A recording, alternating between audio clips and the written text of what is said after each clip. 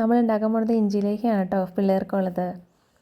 നമ്മളിവിടെ ഒരു 1/2 കിലോത്തോളം ഇഞ്ചി എടുത്തിട്ട് നന്നായിട്ട് ക്ലീൻ ചെയ്ത് മുറിച്ച് വെച്ചിട്ടുണ്ട്.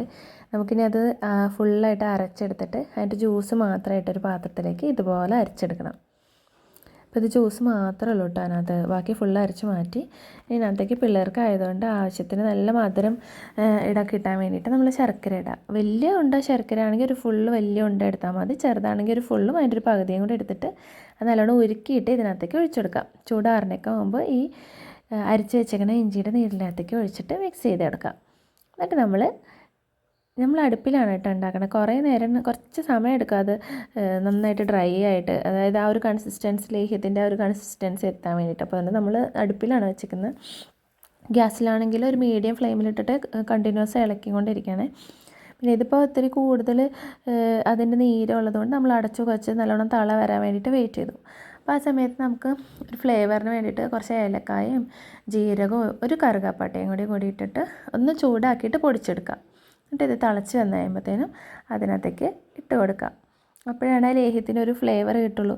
അല്ലെങ്കിൽ ഇഞ്ചിയുടെ ഒരു കുത്ത് ടേസ്റ്റ് ഉണ്ടല്ലോ, ഒരു എരിവ് പോലത്തെ ടേസ്റ്റ്, അതിങ്ങനെ പൊങ്ങി നിൽക്കും. അപ്പോഴത്തേനും പിള്ളേർ കഴിക്കാൻ ഭയങ്കര ബുദ്ധിമുട്ടായിരിക്കും.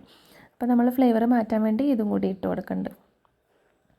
ഇതും കൂടി ഇട്ട് കൊടുത്തിട്ട് പിന്നെ നമ്മൾ ഒരുവിധം കണ്ടിന്യൂസ് ആയിട്ട് തന്നെ ഇളക്കി കൊണ്ടിരിക്കുക. നന്നായിട്ട് തിക്കായിട്ടുള്ള ഒരു ലേഹ്യത്തിൻ്റെ കൺസിസ്റ്റൻസി ഇല്ലേ, അതിലേക്ക് വരണ പോലെ നമ്മൾ ഇളക്കി വറ്റിച്ചെടുക്കുക. അപ്പോൾ നല്ലോണം നല്ല കട്ടിയിലേക്ക് കിട്ടും നമുക്ക്. ഇപ്പോൾ നന്നായിട്ട് തിള വന്നിട്ട് ഇങ്ങനെ ഇളക്കിക്കൊണ്ടിരിക്കേണ്ട, കുറച്ചും കൂടി കട്ടിയാവണം.